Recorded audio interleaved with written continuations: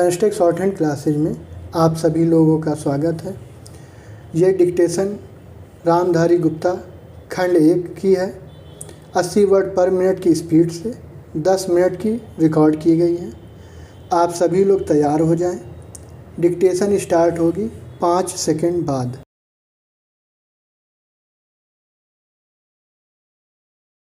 उपाध्यक्ष महोदय, मैं समझता हूँ कि अब तक इस वैदेशिक नीति पर न केवल इस ओर के सदस्यों ने ही बल्कि दूसरी ओर के सदस्यों ने भी प्रधानमंत्री जी को धन्यवाद दिया है।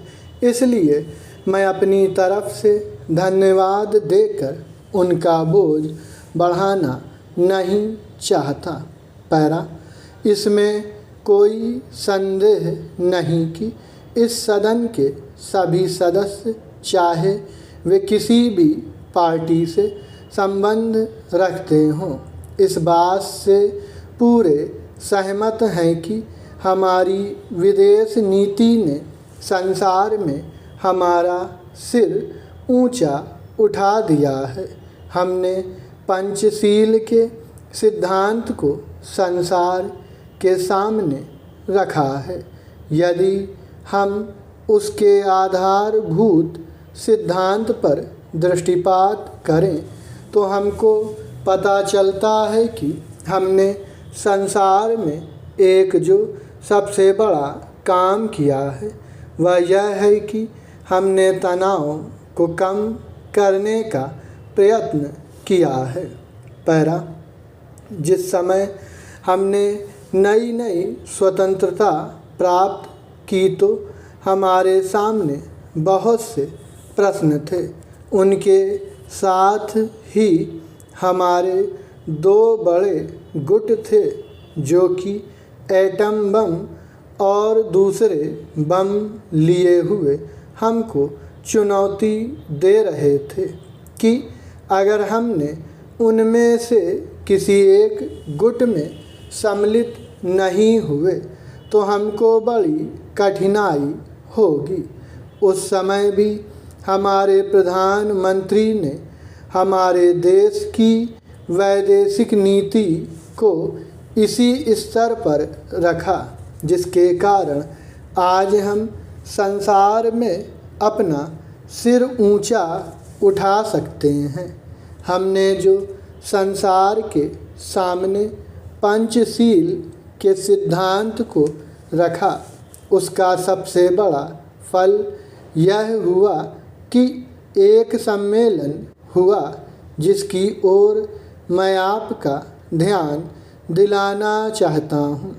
इस सम्मेलन में बड़े उत्साह के साथ संसार के 29 राष्ट्रों ने, जो कि एशिया और अफ्रीका से संबंध रखते थे, यह घोषणा की कि हम संसार में तनाव कम करना चाहते हैं और साथ ही हम यह चाहते हैं कि संसार में जो विभिन्न सामाजिक और आर्थिक नीतियां हैं वे साथ साथ चल सकें।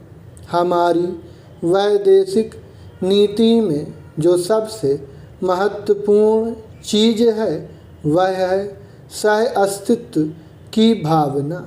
उसी भावना के फलस्वरूप हम देखते हैं कि आज कोरिया का युद्ध नहीं हुआ, जो कि एक तीसरे विश्व युद्ध के रूप में परिवर्तित हो सकता है।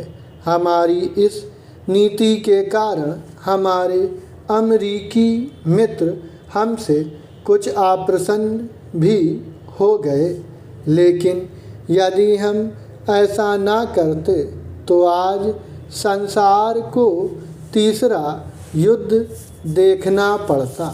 मैं बहुत ज़्यादा समय नहीं लूँगा, थोड़ा ही लूँगा।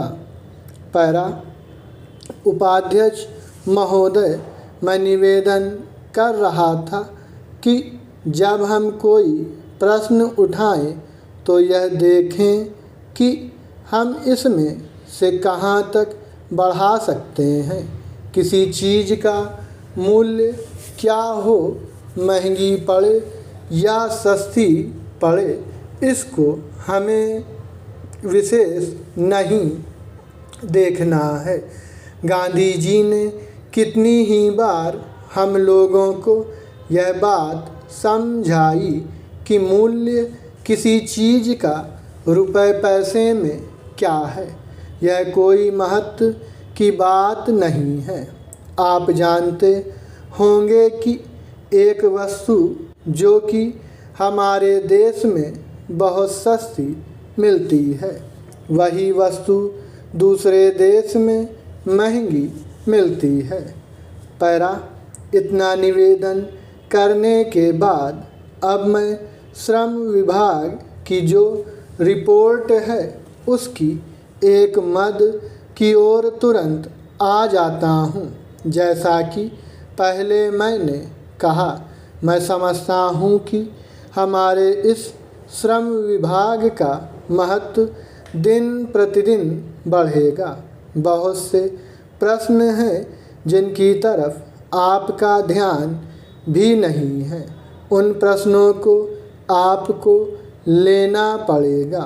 आज आपका श्रम विभाग अधिकतर औद्योगिक श्रमिकों की ओर ध्यान दे रहा है।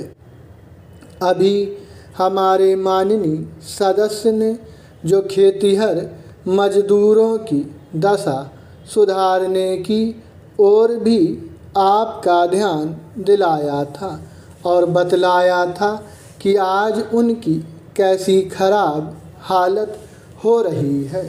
मैं उनसे पूरी तरह सहमत हूँ। हमारी सरकार का ध्यान देहाती श्रमिकों की ओर नहीं गया है। उनकी बड़ी बुरी हालत है।